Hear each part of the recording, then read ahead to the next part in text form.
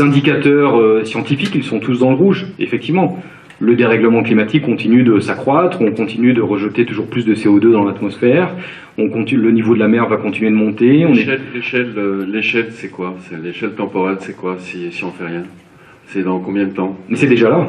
C'est déjà là. C'est déjà là. Aujourd'hui, on n'est pas capable encore de dire que tel événement climatique est lié au dérèglement du climat, mais en revanche, on sait qu'une bonne partie des catastrophes auxquelles on doit faire face aujourd'hui, des inondations, des sécheresses, des cyclones, sont liées au réchauffement climatique. En clair, donc ça veut dire que si on ne fait rien, ça n'est pas la question est-ce que quelque chose va arriver, mais c'est quand est-ce que ça va arriver. Absolument. Et de toute façon, je ne veux pas être trop pessimiste et trop négatif, hein, mais même si on fait quelque chose, ça va arriver. Parce que de toute façon, il y a une telle inertie dans ces questions climatiques que tout le CO2 qu'on a rejeté dans l'atmosphère, il ne va pas s'évaporer comme ça par magie. Même si on cesse aujourd'hui, et ça devrait être la solution, ça devrait être le bon sens, devrait être celui-là, si on cesse aujourd'hui d'émettre du CO2 en arrêtant tout de suite de consommer du pétrole, en arrêtant de brûler du gaz, en arrêtant de couper des arbres, etc., de toute façon, il va falloir des décennies avant que le climat se rétablisse. Il faut lutter contre les égoïsmes également. Mais il faut lutter contre les égoïsmes, bien sûr.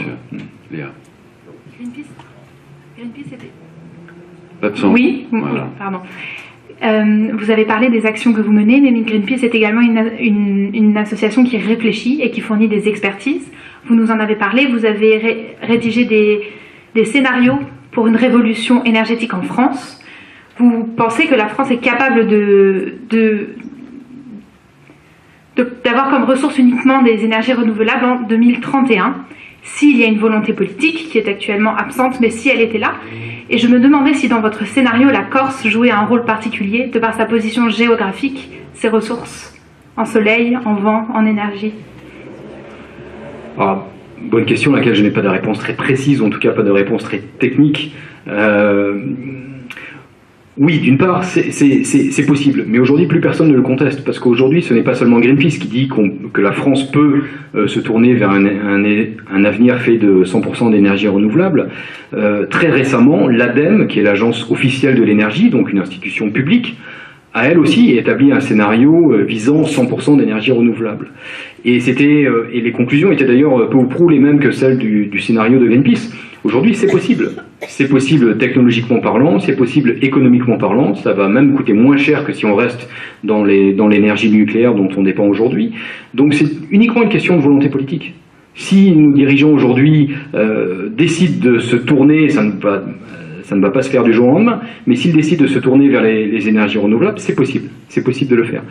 Quant à la Corse, je pourrais trouver des informations plus précises que ça, je ne les ai pas en tête, mais bien sûr qu'il y a un formidable potentiel. De toute façon, il y a un formidable potentiel sur l'énergie solaire, c'est évident. Et puis de toute façon, il y a un formidable potentiel parce que c'est une île. Et aujourd'hui, ce sont les îles qui sont en avance sur ces questions-là.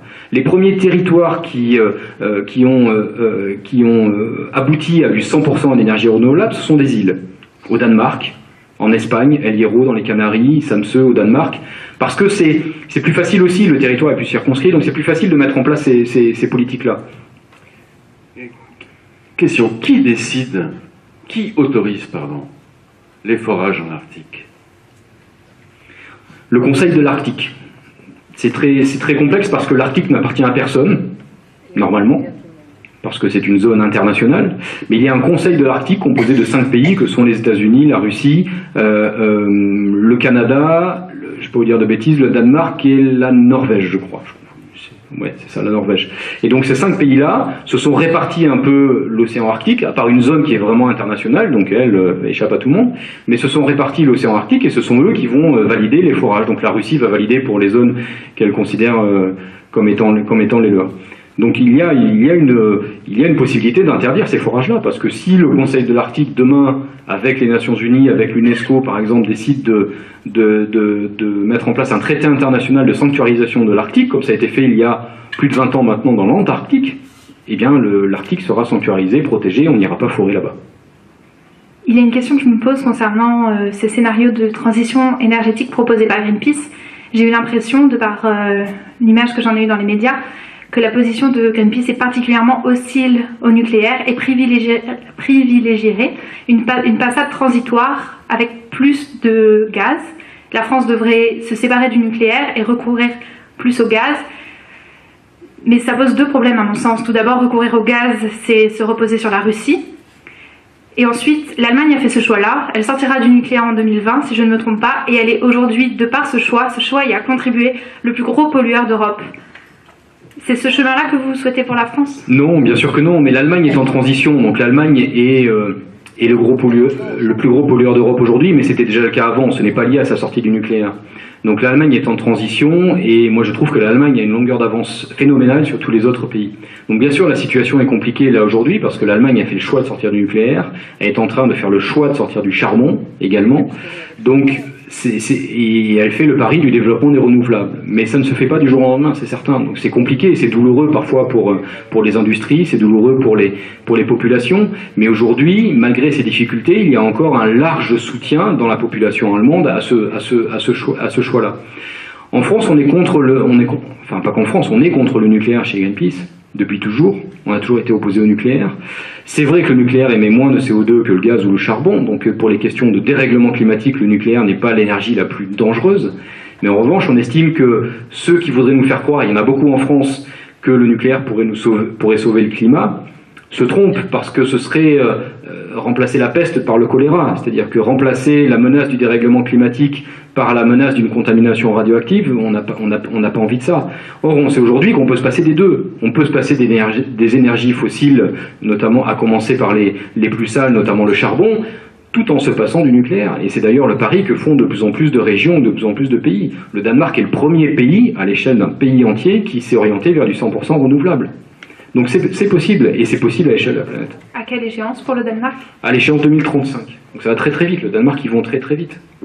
Mais le nucléaire, juste pour dire un mot sur le nucléaire, on a une vraie obsession pour le nucléaire en France, qui tient à tout un tas de choses. Ce serait trop long de refaire l'histoire du nucléaire, mais ça a démarré au lendemain de la Deuxième Guerre mondiale. Mais on a une véritable obsession pour le nucléaire qui fait qu'on a une méconnaissance aussi de la réalité du nucléaire dans le monde.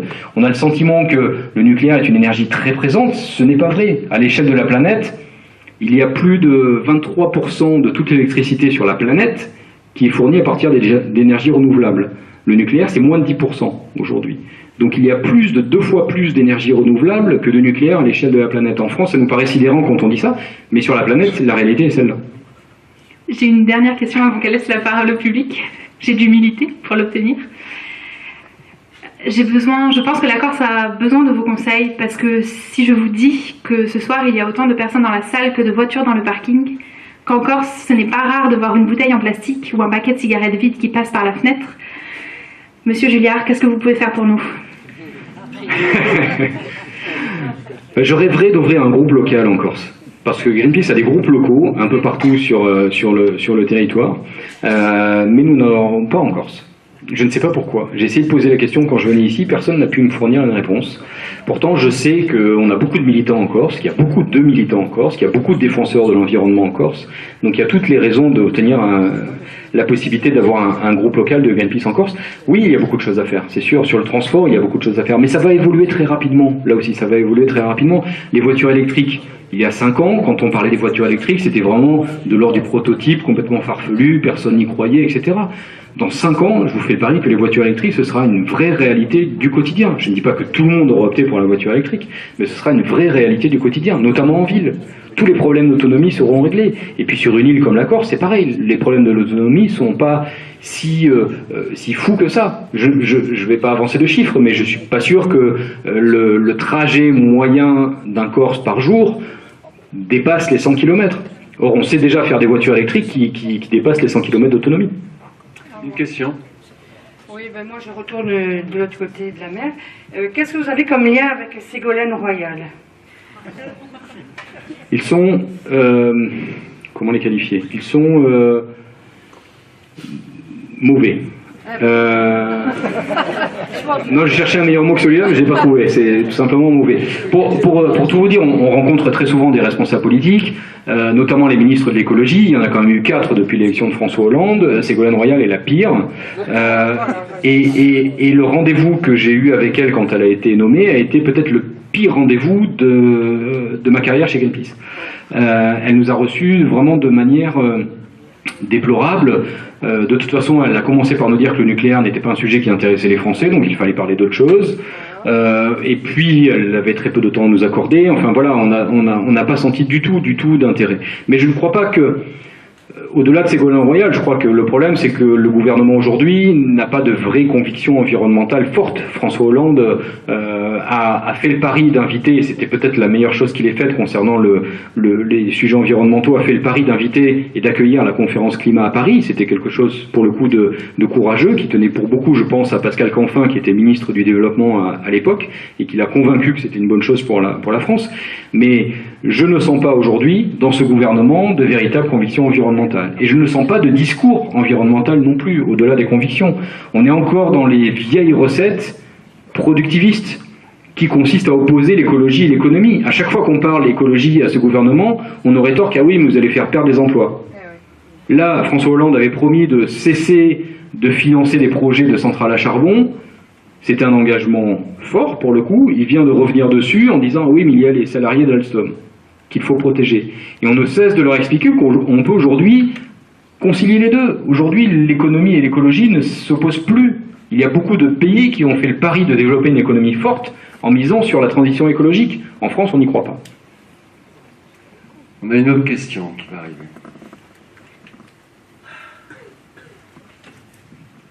Bonsoir. Oui, vous avez dit au début que Greenpeace c'était le mélange de green et peace. Alors, est-ce que vous avez fait des actions déjà contre, à l'époque, la guerre en Irak, quand les Américains ont fait une guerre humanitaire contre Saddam Hussein, qui finalement n'est pas très humanitaire et plutôt néocoloniale? La même chose quand on a attaqué la Libye, où on a à nouveau une guerre qui est plutôt coloniale qu'humanitaire à l'arrivée. Enfin, en tout cas, on ne peut pas dire que le peuple libyen soit très heureux, et y compris les peuples alentours. Et il y a encore d'autres guerres en cours dans le même schéma. Guerre humanitaire au départ et finalement catastrophe humanitaire à l'arrivée. Est-ce que Greenpeace est actif sur ces chantiers-là? Non, pas assez en tout cas, c'est vrai.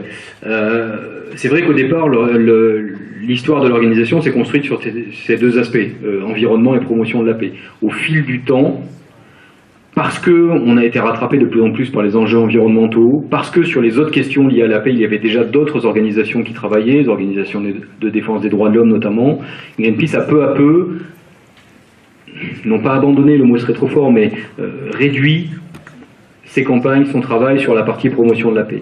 Donc on continue de le faire, on s'est opposé à la guerre en Irak, on s'est opposé à toutes les dernières guerres ou les conflits récents, on a participé à des flottilles humanitaires au moment de la guerre au Liban en 2006 par exemple, donc oui on a des actions de temps en temps, mais ça reste sporadique. Donc c'est vrai qu'aujourd'hui Greenpeace n'est plus un acteur, et je le regrette, avec mon passif de défenseur des droits de l'homme aussi, Greenpeace n'est plus un acteur de premier plan sur ces questions de promotion de la paix. Moi je souhaiterais, tout à l'heure tu me posais la question de ma marque chez Greenpeace, j'aimerais bien que ma marque dans les années à venir soit de rétablir un lien entre la protection de l'environnement et la promotion de la paix, à travers le fait que de plus en plus de conflits aujourd'hui sur la planète sont liés à une raréfaction des ressources.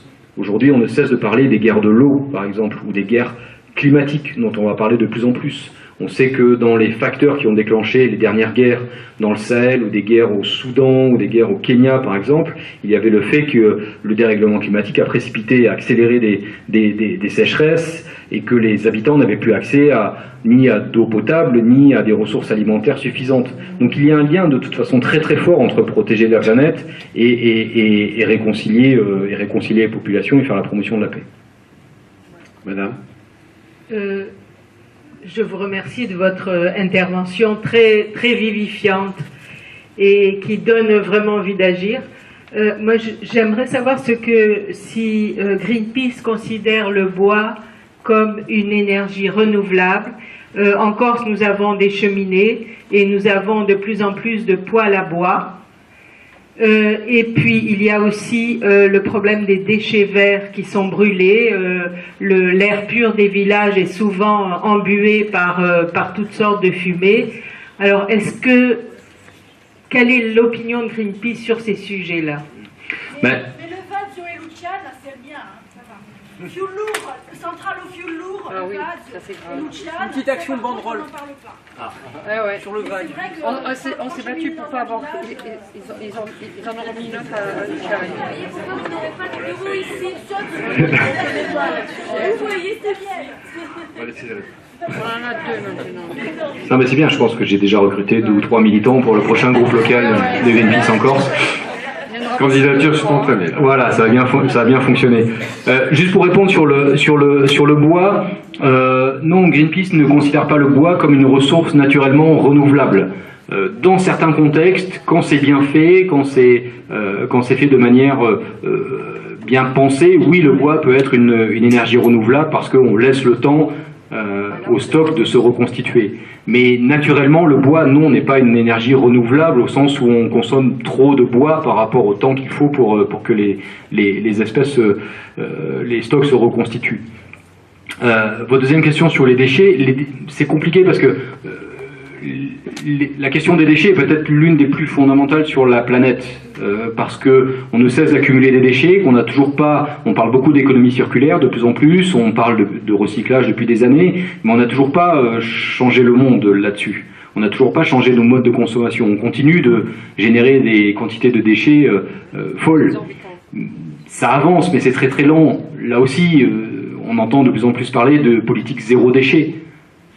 Il y a des personnes, des individus, des entreprises qui se sont lancées dans des politiques de zéro déchet. Ça reste très marginal encore aujourd'hui, mais je fais le pari que ça va se développer rapidement. Mais c'est certainement l'une des problématiques les plus difficiles à gérer parce qu'on ne s'en est jamais réellement soucié et qu'on ne continue pas de s'en soucier suffisamment. C'est-à-dire qu'on continue de fabriquer sans se soucier de ce que va devenir notre produit demain. Vous avez sûrement entendu parler de l'obsolescence programmée, de tous ces problématiques-là, de la surconsommation. Tout ça ne fait que entraîner une accumulation folle de déchets.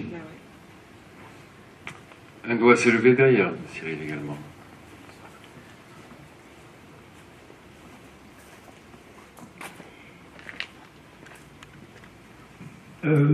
Bonsoir. Vous avez dit que le nucléaire produisait beaucoup moins de carbone, mais en fait, il n'en produit pas. Je ne veux pas le défendre, c'est sûr qu'il faut le réduire, mais on ne peut pas se passer de la filière, il faut être lucide, il faut être clair. On ne peut pas se passer de détruire la filière industrielle en France. Et puis le soir, allumer sa télévision ou son ventilateur et réclamer que le courant arrive. Hein? On ne va pas vivre à la bougie, oui, exactement. Messieurs, bonsoir. D'autre part, attendez, je crois que il y avait une... Ah ben, j'ai perdu le fil là. Excusez-moi, j'ai perdu le fil. Si vous voulez, je vous réponds, puis le fil va revenir peut-être. Si elle revient. Voilà. Non, pour vous répondre, non, je crois que vous vous trompez, monsieur. L'argument du retour à la bougie, on nous le fait depuis la création de Greenpeace, je crois, mais ça n'a plus lieu d'être. Si le nucléaire émet du CO2, pas dans sa réaction de fission atomique, mais le nucléaire émet du CO2 parce que le nucléaire il repose sur l'extraction d'uranium, qu'il faut aller chercher l'uranium à l'autre bout de la planète, qu'il y a des transports, qu'il y a du retraitement, qu'il y a tout un tas de... Voilà, le nucléaire ce n'est pas simplement une centrale qui fonctionne en huis clos avec des barres de combustible qui sont là toutes prêtes, quoi. Donc il faut donc la filière dans son ensemble, oui bien sûr qu'elle rejette du CO2, mais elle en rejette moins, c'est vrai, que la combustion de pétrole ou de gaz. Et aujourd'hui, si, absolument, on est certain qu'on peut se passer totalement du nucléaire. Et d'ailleurs, l'immense majorité de pays s'en passent. Et quand je disais tout à l'heure que le gouvernement français a financé une étude pour montrer qu'on pouvait s'en passer, ça veut dire que même le gouvernement français sait qu'on peut s'en passer. Ils ne veulent pas le faire pour tout un tas de raisons, politiques, économiques, peut-être, mais aujourd'hui on peut s'en passer. Quant à la problématique de l'industrie du nucléaire, déjà arrêter les centrales nucléaires, les démanteler, ça va prendre plusieurs décennies. Donc on a le temps de reconvertir une filière industrielle en plusieurs décennies. On ne parle pas d'appuyer sur un bouton et de fermer toutes les centrales nucléaires demain et de mettre 100 ou 150 000 personnes au chômage. Non, ça ne va pas se passer comme ça. Dans notre scénario, tu disais, on prévoit la fin du nucléaire à l'horizon 2031, mais la fin du nucléaire de manière opérationnelle. Démanteler les centrales, ça va prendre 30, 40 ans, voire plus. Donc on aura le temps de reconvertir tous ces emplois. Et puis aujourd'hui, les potentiels d'emploi, les gisements d'emploi, ils sont dans les filières des énergies renouvelables. Il y a bien plus de potentiel d'emploi dans le solaire, dans l'éolien, y compris en France, que dans le nucléaire. Si on continue comme ça, dans le nucléaire, il y aura toujours autant d'emplois qu'aujourd'hui, pas plus. Ce sera stable. Alors que l'éolien, le solaire se développe à une vitesse phénoménale. Donc il faut sortir du nucléaire. On peut le faire technologiquement parlant, et je vous promets que le jour où on sort du nucléaire, vous aurez toujours votre télé qui va fonctionner le soir, et vous aurez toujours de la lumière quand vous appuierez sur le bouton, et en plus il y aura plus d'emplois dans ce pays. Oui, mais la véritable pollution dans le monde, elle vient de la combustion des énergies fossiles. D'accord? Le jour où en Chine, chaque Chinois aura une voiture, c'est déjà presque le cas, ce sera irrespirable pour la planète. Mais complètement à la dérive, quoi, sur le plan du climat et sur le plan de la santé des gens. Ce n'est pas le nucléaire qui sera responsable de cette situation. C'est la combustion des énergies fossiles. C'est l'automobile qui pollue en France et dans les villes. Toutes nos villes qui l'été subissent des hausses de concentration en ozone sont victimes de l'automobile. Et ça, vous n'en parlez pas. Aussi. Non mais, monsieur, il ne faut pas opposer les deux. Nous, on dit non aux énergies fossiles et au nucléaire. C'est pas l'un ou l'autre. Il faut sortir des deux. Il faut se débarrasser des deux. Et aujourd'hui, on peut se débarrasser des deux. Vous avez raison, c'est que ce n'est pas la même pollution. Les deux énergies n'ont pas le même effet. Les voitures, elles polluent notre air et le climat. Le nucléaire, il pollue nos sols et nos eaux. L'an dernier, j'ai été à Fukushima, dans la région de Fukushima, 3 ans après la catastrophe nucléaire. À Fukushima, c'est une région de la taille de l'Île-de-France qui est condamnée à jamais. Des villages entiers n'auront plus jamais d'habitants, parce que le nucléaire, il est là dans le sol, et que certaines particules sont radioactives et sont dangereuses pour 300 000 ans. Donc la pollution nucléaire, on parle d'une pollution sur 300 000 ans. Il y a des régions qui sont rayées de la carte, on n'ira plus jamais. Donc il faut sortir du nucléaire, croyez-moi. Locale, pollution locale. Et plus on tarde, se pose le problème des déchets nucléaires, du stockage. Oui, plus on tarde, plus se pose la question de la gestion du déchet, et on ne sait pas comment gérer les déchets nucléaires. Ça, c'est l'un des points les plus difficiles à défendre pour les promoteurs du nucléaire. Et je ne sais pas si vous avez vu, en France, ce qui s'est passé il y a 2 ou 3 jours, on ne sait tellement pas comment gérer cette question-là, qu'on l'a fait passer en douce. C'est-à-dire que le centre d'enfouissement géologique de Bure, CIGEO, dont personne ne veut, parce que c'est en gros un lieu dans lequel on va enfouir des déchets nucléaires, notamment les déchets à longue vie, donc ceux qui vont être radioactifs pendant 300 000 ans. Comme personne ne veut de ce projet-là, il y a eu une tentative de consultation publique qui a échoué, parce qu'elle a été peut-être mal menée aussi, mais en tout cas parce qu'il y a une vraie opposition. Et donc du coup, le gouvernement l'a fait passer avec le 49.3 dans la loi Macron. Donc CIGEO, officiellement, est validé depuis avant-hier, en douce. Et voilà. Une question là-bas. Oui, je voulais abonder un peu dans ce sens, mais vous avez déjà un peu répondu, que le nucléaire, c'est quelque chose qui coûte très très cher, et on commence à s'en rendre compte aujourd'hui, puisque les évaluations du nucléaire aujourd'hui, officielles, nous disent que le nucléaire est la plus chère des énergies, et ça ne prend pas en compte les déchets, et ça ne prend pas en compte complètement le retraitement, etc. Donc le nucléaire est beaucoup beaucoup plus cher que ce qu'on croit, que ce qu'on a voulu nous faire croire. En fait, c'est une énergie de l'avenir moi j'appelle ça l'énergie de l'avenir du 19e siècle. Donc, et c'est tout à fait vrai qu'on peut s'en passer sans jamais baisser de niveau de vie. Et ce qu'il faut savoir aussi, c'est que surtout le problème du nucléaire, c'est que quand le nucléaire a été introduit en France, pour que ça soit à peu près viable économiquement, il fallait pousser à la consommation. Donc il y a eu une époque où on nous a dit, c'était les compteurs bleus, les fameux compteurs bleus, consommer de l'énergie, consommer de l'énergie, consommer de l'énergie. Et donc aujourd'hui, on a des centrales qu'on ne peut pas arrêter, on consomme de l'énergie, on produit de l'électricité, cette électricité on est obligé de l'exporter, on l'exporte à perte, ce qui fait qu'on perd encore de l'argent avec le nucléaire. Donc ça n'est pas rentable à tous les points de vue. Et ce qui est grave aussi, c'est qu'il y a une influence du nucléaire qu'on peut juger sur un autre plan, en plus des déchets qu'il faudra gérer quand même pendant des milliers d'années. C'est que le nucléaire, c'est une forme d'énergie qui est nécessairement centralisée, qui nécessite des systèmes de distribution avec des grosses centralisations. Et quand on va près de Paris, qu'on voit toutes ces lignes à haute tension, enfin Paris on pourra sans doute jamais s'en passer, mais disons que c'est un modèle de distribution de l'énergie qui aussi à mon avis est périmé et qui demande aussi une surveillance et qui entraîne une vulnérabilité qui sont à mon avis aussi des éléments à prendre en compte. Donc je crois que en France, on a pris malheureusement un très grand retard dans les énergies et ce retard se manifeste par le fait qu'effectivement on est le seul pays à avoir 75%, alors qu'à côté on a des pays qui vivent quasiment uniquement avec les énergies renouvelables. On est très à la traîne à cause de ça, quoi. Et c'est intéressant de savoir d'ailleurs, je ne sais pas si vous avez fait ce travail, mais moi c'est un travail qui m'intéresse beaucoup, de savoir comment ont été prises toutes ces décisions sur le nucléaire, toujours de manière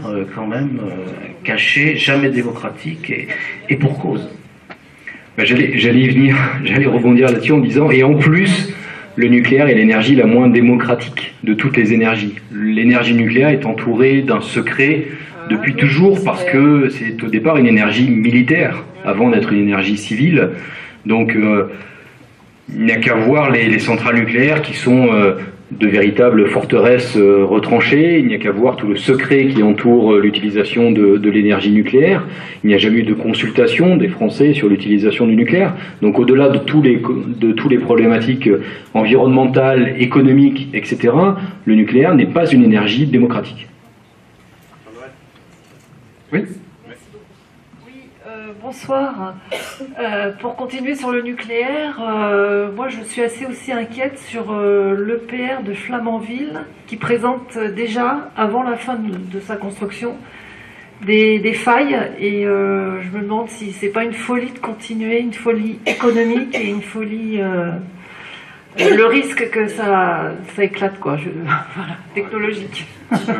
Flamanville, qu'en pensez-vous, l'EPR? Je ne veux pas vous dire que c'est bien. Oui, c'est une folie de continuer l'EPR, c'est certain. Non, c'est une folie à Flamanville, mais c'est une folie dans d'autres endroits aussi. Il y a un EPR qui en est au même point en Finlande, qui était le premier qui a été tenté d'être construit par Areva. L'EPR de Flamanville devait coûter au départ 3 milliards, il en est à plus de 9 milliards aujourd'hui de budget. Ça devait durer, je crois, au départ 5 ans, on va bientôt arriver à 10 ans de construction sur le chantier. Et c'est là que j'en reviens à ce que je disais à l'instant, sur le fait que ce n'est pas une énergie comme les autres, ce n'est pas une énergie démocratique. N'importe quel autre projet industriel dans des conditions comme celle-là, avec un budget qui explose, qui est multiplié par 3, avec un temps de construction de chantier multiplié par 3, n'importe quel autre projet aurait été arrêté. On serait passé à autre chose, on aurait dit ça ne fonctionne pas, on passe à autre chose. Mais il y a un entêtement sur l'énergie atomique dans ce pays qui est sidérant. Et pour le coup, ça vaut pour tous les gouvernements qu'on a eus ces dernières années. Nicolas Sarkozy était pro-nucléaire. François Hollande a certes annoncé qu'il allait le réduire, mais il continue de s'entêter, de s'obstiner sur l'EPR de Flamanville, par exemple. Donc il n'y a pas de volonté réelle de sortir du nucléaire en France, ça c'est certain. Et l'EPR, effectivement, est une folie, mais même EDF et Areva commencent à s'en rendre compte et commencent à le dire de plus en plus ouvertement. C'est une folie industrielle, c'est une folie économique, c'est un projet qui est surdimensionné. Ils réfléchissent aujourd'hui à des centrales de bien plus petite échelle, donc je pense que ces EPR ne verront peut-être jamais le jour, ou en tout cas s'ils voient le jour, ce seront les seuls et on passera à autre chose après. De toute façon, il est certain qu'on ne nous a jamais demandé notre avis. Jamais. Ça c'est vrai. Allez-y. Oui, bonsoir. Moi je voulais savoir si Greenpeace essayait de sensibiliser les plus jeunes Ça commence même à la maternelle ou à la primaire, parce qu'on voit des institutions, dont je ne citerai pas les noms, qui signent des conventions avec l'académie, les académies d'Alsace ou d'autres académies, pour financer des formations en économie, des formations en finance, etc. Est-ce qu'on pourrait envisager que des associations comme la vôtre signent aussi des partenariats avec des académies pour que, dès le plus jeune âge, les enfants en fait, soient sensibilisés à ces thématiques? Parce qu'on n'a pas l'impression que les gens les plus jeunes soient finalement très sensibilisés à ça. Enfin, je peux me tromper, mais... Non, c'est vrai. Non, on ne le fait pas de manière systématique. On le fait en répondant à des invitations. Mais du coup, c'est totalement isolé. C'est-à-dire que quand des professeurs nous invitent à parler dans des classes, on y va. Quand des élèves, dans différentes occasions, nous demandent de venir parler de l'environnement, on le fait, bien entendu, parce qu'on sait qu'il faut sensibiliser les plus jeunes le plus vite possible. On ne le fait pas à travers des conventions avec le ministère, d'une part parce qu'on n'est pas trop convention avec les ministères, mais aussi par manque de ressources humaines, tout simplement. C'est-à-dire que ça demanderait de développer des programmes complètement, et on n'a jamais fait ce choix-là. Mais c'est une réflexion en cours. On a une assemblée statutaire chez Greenpeace, qui est un peu notre assemblée générale, et l'an dernier, il y a eu pour la première fois un petit groupe de travail qui s'est constitué pour réfléchir à l'éducation à l'environnement, pour réfléchir comment Greenpeace pouvait trouver sa place dans ces questions d'éducation à l'environnement. Donc on va sûrement avancer là-dessus aussi. Alors, un doigt s'est levé. Oui, je voulais savoir si dans votre scénario de transition, vous avez pensé aux problématiques d'Enroy, c'est-à-dire d'énergie nécessaire à fabriquer les énergies alternatives, et s'il y a un point critique quelque part, une année limite où on aura des difficultés à fabriquer des machines pour fabriquer des énergies renouvelables.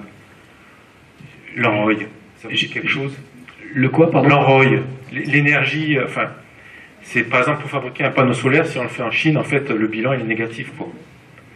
C'est tout ce genre de choses. Ouais, je vois ce que vous voulez dire. On a pris en compte ça sur notamment l'utilisation d'un certain nombre de ressources qui sont aussi nécessaires pour fabriquer les panneaux solaires, par exemple silicium ou autre, notamment sur les questions liées au stockage. Dans notre scénario, ça ne pose pas de problème, parce que notre scénario est uniquement à la dimension de la France, donc à l'échelle d'un pays, ça ne pose pas de problème. En revanche, on a fait aussi un scénario global chez Greenpeace, et on est en train de le remettre à jour, là, je pense, cette année. On va essayer de le faire avant la COP.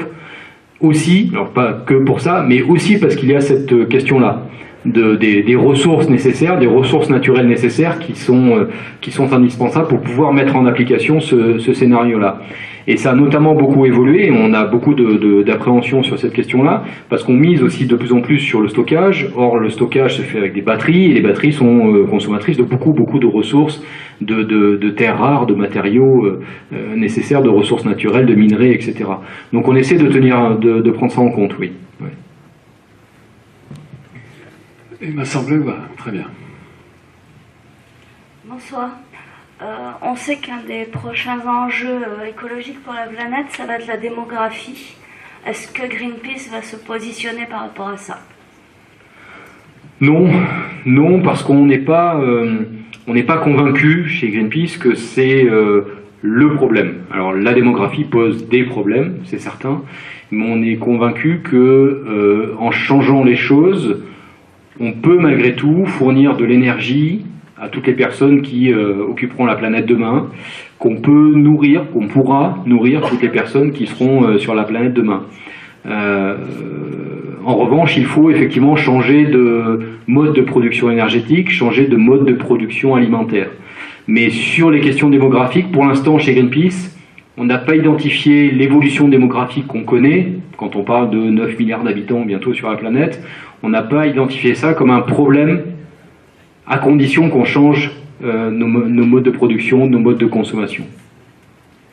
Jean-François, je voudrais évoquer un petit peu ce qui se passerait, et avoir ton sentiment, donc, si c'est une réflexion qui arrive chez Greenpeace également, savoir ce qui se passerait si demain il y a une panne informatique, un bug informatique créé par une explosion solaire, par des vents solaires qui s'abattent, par un bug monstrueux, c'est-à-dire que tout le système informatique planétaire s'arrête.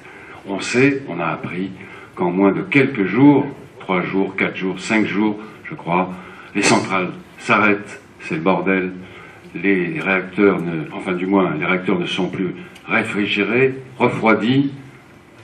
Ça risque donc d'être absolument catastrophique de conserver une énergie comme le nucléaire, qui dépend entièrement en amont de l'informatique. Parce que si une centrale éolienne ou des panneaux solaires s'arrêtent parce qu'il n'y a plus d'informatique pour les faire fonctionner, ça n'a pas d'incidence. Mais une panne informatique qui amène à l'arrêt du refroidissement d'un cœur de réacteur, c'est catastrophique. Est-ce que ça c'est quelque chose qui vous interpelle, vous, Greenpeace? Oui, absolument. Alors on essaie de ne pas envisager ce scénario apocalyptique, mais oui, les centrales sont très fragiles, les centrales nucléaires sont très fragiles. Et sans même parler d'explosion solaire, on sait aujourd'hui qu'avec le dérèglement climatique, on y revient, les opérateurs des centrales nucléaires se posent la question des températures demain, de l'accès à l'eau demain, qui sont absolument nécessaires pour maintenir les centrales en état de marche. Il faut savoir qu'en 1999, quand il y a eu la grande tempête en France, on est passé pas loin d'une catastrophe nucléaire à Blaye, parce qu'il y a eu des inondations et qu'il s'en est fallu de peu pour qu'il y ait des inondations dans un certain nombre de circuits de fonctionnement de la centrale nucléaire de Blaye, et que tout d'un coup les circuits tombent en panne et qu'on risque un accident très très grave à Blaye. Donc les centrales ont beau être fortifiées, elles n'en sont pas moins fragiles. Le dernier risque qu'on a identifié comme celui-là, c'est celui des piscines de combustible. Les piscines de combustible, c'est l'endroit où on stocke, une fois que les combustibles nucléaires ont servi dans le cœur pour une réaction, on les stocke pour les refroidir dans une piscine. Souvent une piscine, c'est un bassin plein d'eau, etc. Et on a identifié que dans beaucoup de centrales, notamment les plus anciennes en France, Fessenheim ou d'autres, ces piscines ne sont pas sécurisées, contrairement au réacteur qui, lui, est sécurisé. On a identifié ça au moment où, vous savez, il y a eu tous ces survols de drones de centrales nucléaires. C'était pas nous, hein, vraiment, parce qu'on nous a beaucoup soupçonnés, mais non, c'était pas nous. Mais en revanche, on a fait une expertise justement sur le risque lié à des chutes d'objets aériens sur les piscines. Et on a identifié qu'un drone qui tombe sur une cuve de réacteur nucléaire, ça n'a aucun impact. Le drone est explosé et ça ne change rien. Même un petit avion n'a pas la capacité de forcer ça. En revanche, un drone avec quelques explosifs ou un petit avion qui tombe dans une piscine de combustible usagé, ça a un impact majeur et ça peut provoquer une réaction, un accident nucléaire gravissime. Bien. Si vous n'avez pas la migraine après tout ça, il y a un doigt qui se lève là.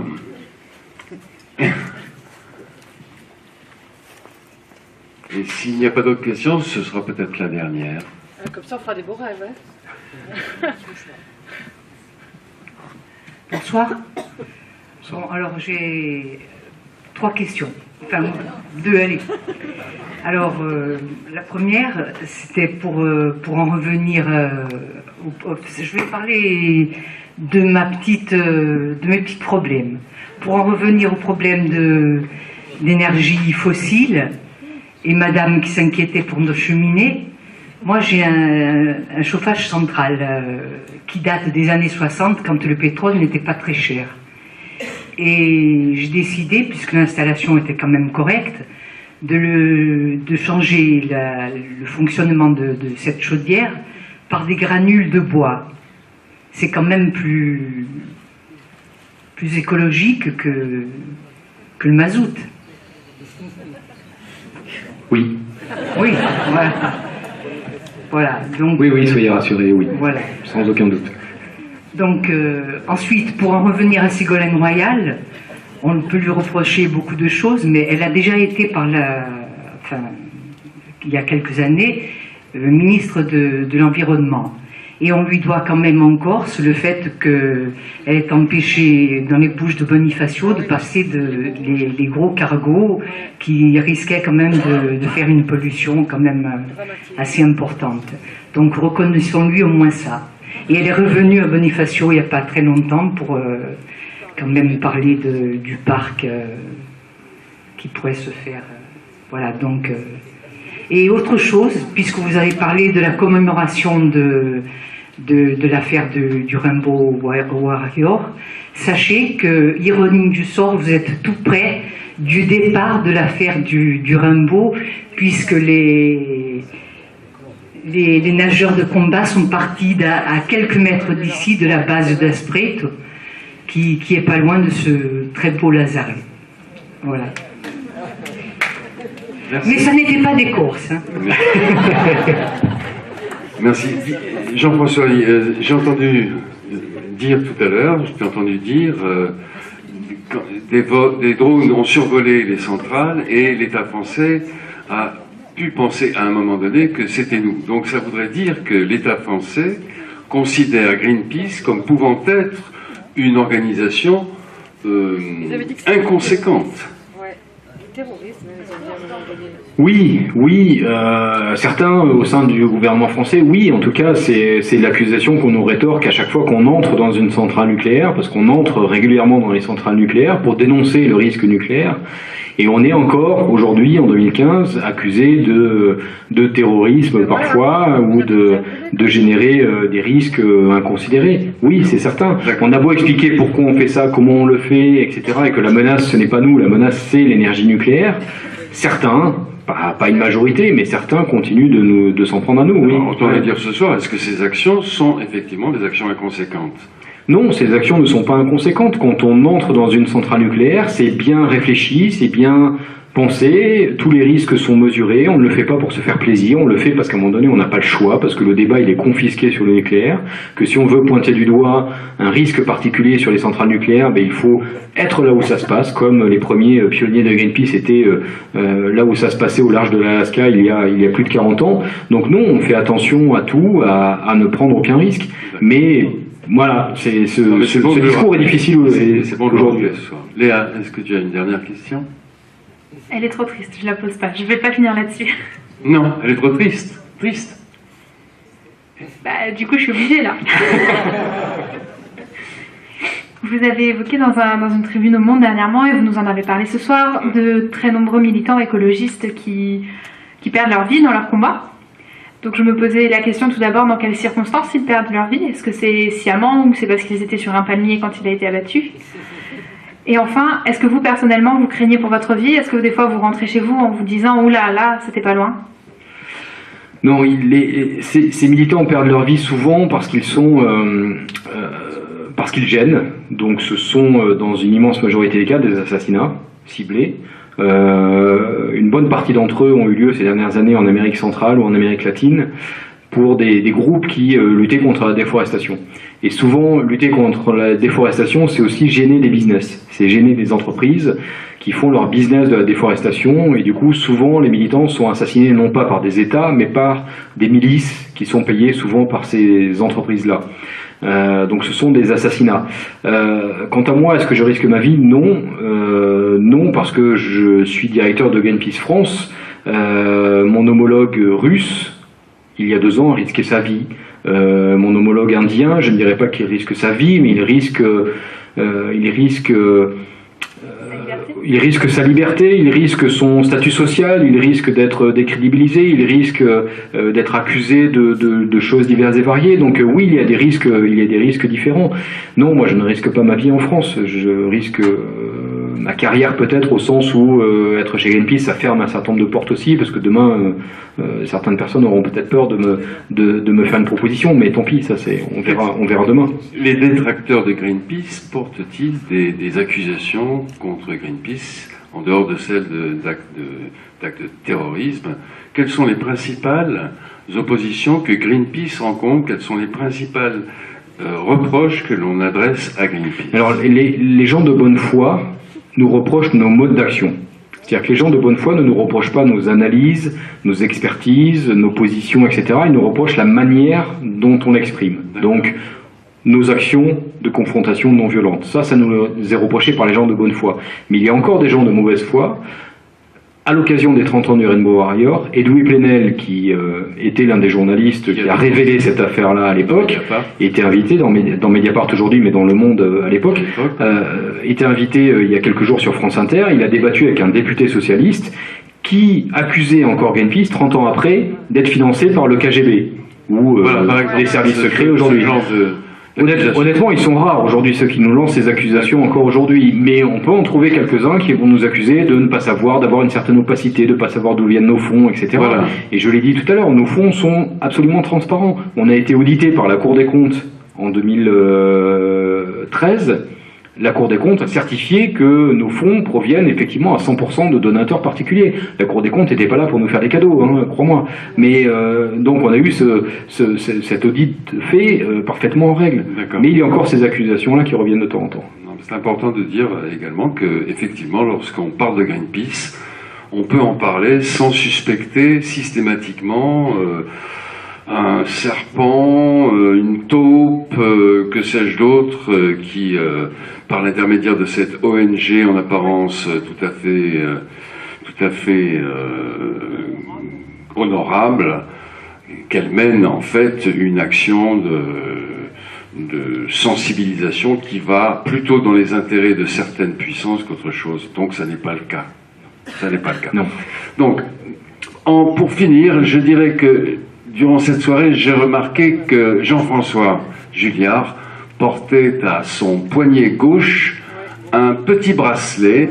Je suis tombé incidemment dessus. Sur ce petit bracelet, il y a marqué, donc c'est le signe du hashtag, et il y a marqué désobéissance. Je pensais à... Désobéir, pardon.